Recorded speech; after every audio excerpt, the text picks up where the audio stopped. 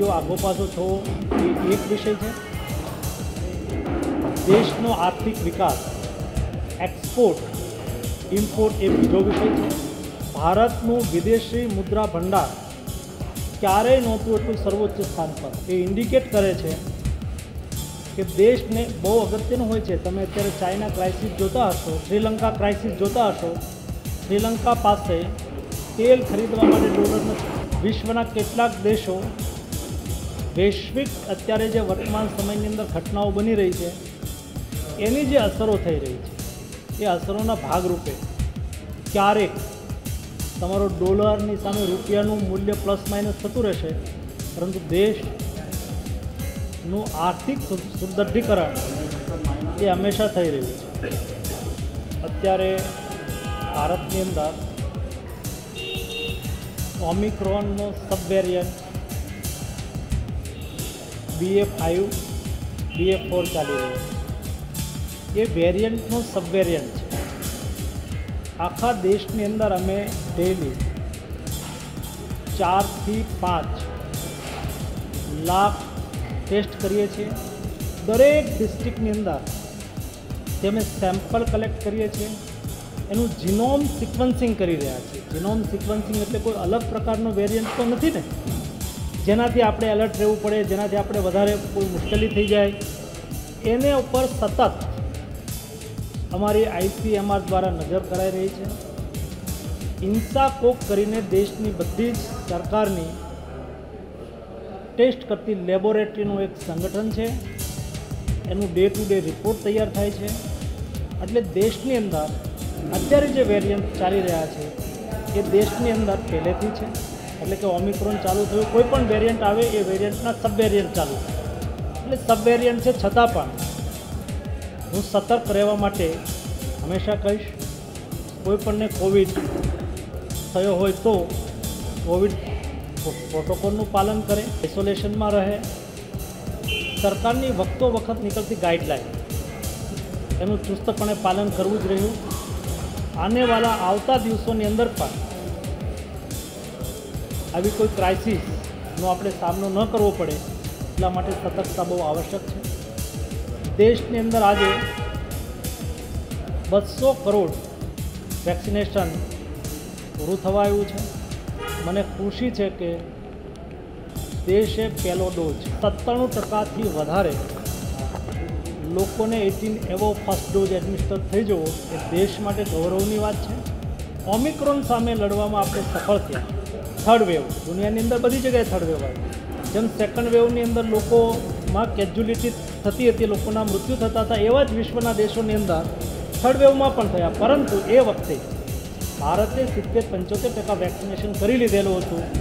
એટલે વેક્સિનથી આપણને બહુ મોટું પ્રોટેક્શન મળ્યું છે।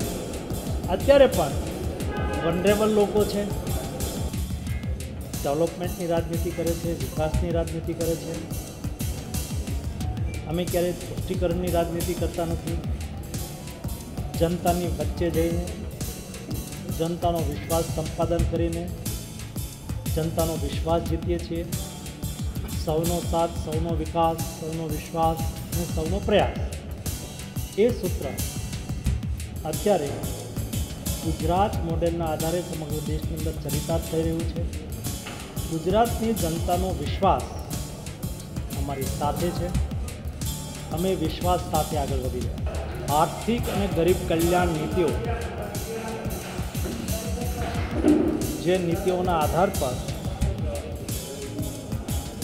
મોદીજીના નેતૃત્વની અંદર દેશ આગળ વધી રહ્યો છે, દેશ બદલી પણ રહ્યો છે। દોસ્તો, આચાર્ય ચાણક્યે 1900 વર્ષ પહેલાં એક વાત કહી હતી કે કોઈ રાજ્ય સમૃદ્ધ થવું હોય તો એ રાજ્યની અંદર રહેતા મહાજનોને રાજ્યાશ્રય આપવો જોઈએ। યાની કે મહાજન એટલે કે ધંધા રોજગારને પ્રોત્સાહિત કરવા જોઈએ। ધંધા રોજગારને પ્રોત્સાહિત કરવાથી બે ફાયદા થાય। એક, સંપત્તિનું સર્જન પણ થાય અને રોજગારીનું નિર્માણ પણ થાય।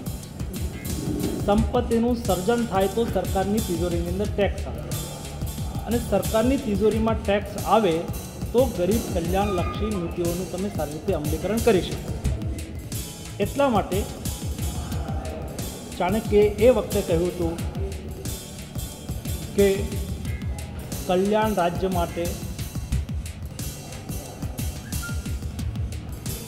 દેશની અંદર મહાજનોને રાજ્યાશ્રય આપી દેશની આવક વધારી અને આવકના આધારે ગરીબ અને કિસાનોને મદદ કરી ત્યારે કલ્યાણ રાજ્ય બને.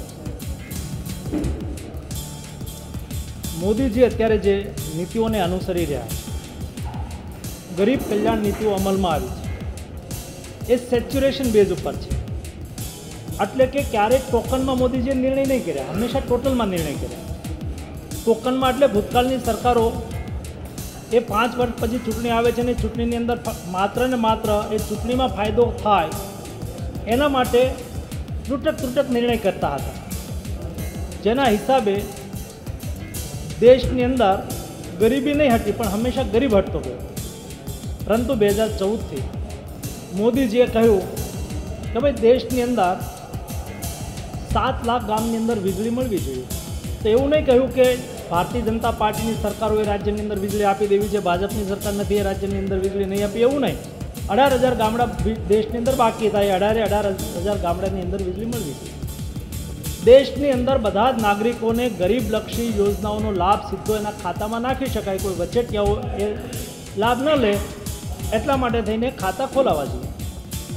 તો મોદીજીએ 24 કરોડ લોકોના બેંકની અંદર ખાતા ખોલાવી દીધા જનધન યોજના અંતર્ગત. મોદીજીએ કહ્યું કે દરેક વ્યક્તિને પોતપોતાનું ઘર મળવું જોઈએ. દેશમાં 2.5 કરોડથી વધારે ગ્રામ્ય ક્ષેત્રની અંદર, 1 કરોડથી વધારે શહેરી ક્ષેત્રની અંદર પાકા મકાન આપી દીધા, જો આપવાનું કામ ચાલુ છે. મોદીજીએ કહ્યું કે દેશના દરેક ઘરની અંદર વીજળી હોવી જોઈએ, ગેસનો સિલિન્ડર હોવો જોઈએ. તો દરેક ઘરે ગેસનો સિલિન્ડર આવે એના માટે એમણે એવું નહીં કહ્યું કે આ વર્ગ, જ્ઞાતિ, જાતિ, સમુદાય, આ રાજ્ય એને લાભ મળશે, આને નહીં મળે, એવું નહીં. દેશમાં કોઈ પણ ગરીબ છે એના ઘરે ગેસનો સિલિન્ડર આવવો. 8 કરોડ પરિવારના ઘરે ગેસનો સિલિન્ડર આવી ગયો. મોદીજીએ કહ્યું કે ભાઈ કિસાન એ દેશની સિક્યુરિટી પૂરી પાડી રહ્યું છે, અન્નદાતા છે, એનું કલ્યાણ થવું જોઈએ, એના લક્ષી યોજનાઓ અમલમાં આવવી જોઈએ, એની આવક ડબલ થવી જોઈએ. દરેક કિસાનને તમે જો નામ કેવું આપ્યું, કિસાન સન્માન નિધિ. કિસાનનું સન્માન કરી રહ્યા છે, એ દેશના લોકોનું પેટ ભરી રહ્યા છે, કિસાનનું ધન ધાન્ય પેદા કરીને એના સન્માન માટે થઈને કિસાન સન્માન નિધિ. કિસાનોને સસ્તા દરે ખાદ મળે. આજે વિશ્વની અંદર ખાતરના ભાવ બહુ વધી ગયા, પરંતુ મોદીજીએ કહ્યું કે ભાઈ મારા દેશના ખેડૂતો પર એની અસર નહીં થવી જોઈએ. શું કરવું જોઈએ?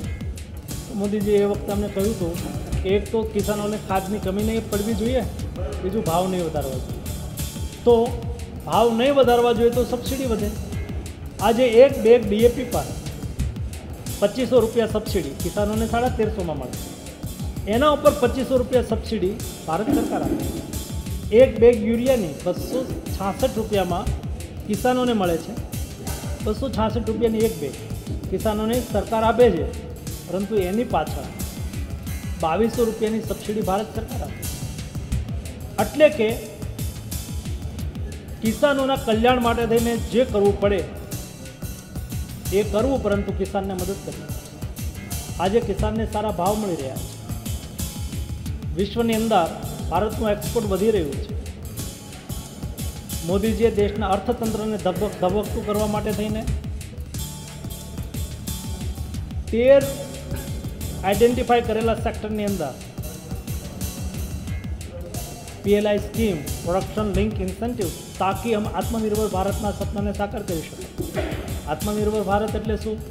અમારે કોઈ ભારતને કોઈ ક્રિટિકલ જરૂરિયાત હોય તો એના પર કોઈના ઉપર ડિપેન્ડન્ટ ના થવું પડે.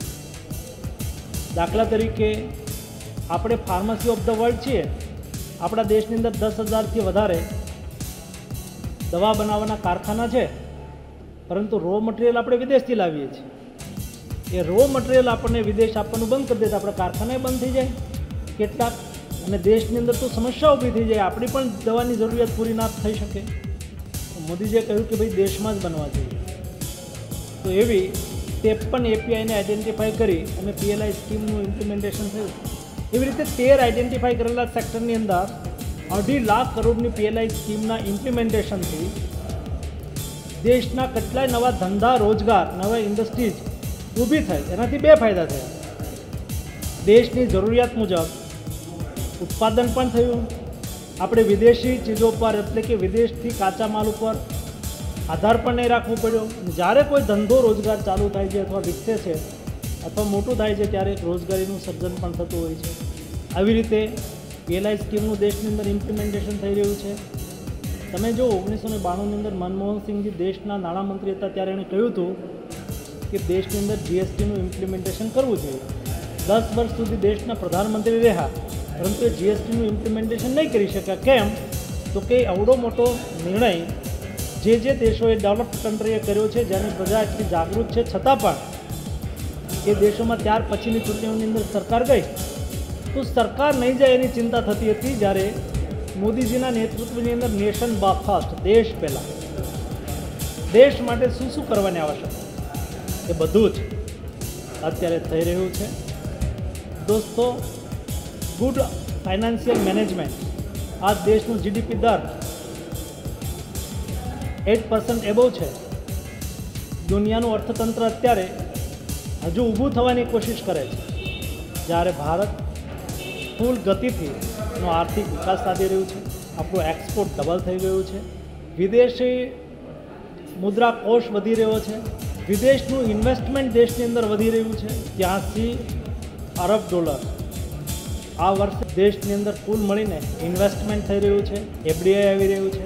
આવતા દિવસોની અંદર ભારતની સમૃદ્ધિનું પથ્ય નક્કી કરશે. એટલે કે આર્થિક વ્યવસ્થાપનના આધાર ઉપર ગરીબ કલ્યાણ, દેશ રૂકવો નહીં જોઈએ, ગરીબોનું કલ્યાણ થવું જોઈએ. દેશનો કોઈ નાગરિક છત વગરનો ન હોય, દેશનો કોઈ નાગરિક ભૂખે ન સૂવે, દેશનો દરેક નાગરિકને પ્રાથમિક જરૂરિયાત મિનિમમ ઉપલબ્ધ થઈ જાય, એ પ્રકારની દેશની નીતિઓના આધારે અત્યારે મોદીજી દેશનું સંચાલન કરી રહ્યા છે, જે આવતા દિવસોની અંદર સમૃદ્ધ ભારતનું નિર્માણ કરશે. આવા જ અવનવા વિડીયોઝ માટે અબ તકની ચેનલને સબસ્ક્રાઇબ, લાઇક અને શેર કરતા ના ભૂલશો. આ જ રીતે જોડાયેલા રહો અબ તક સાથે.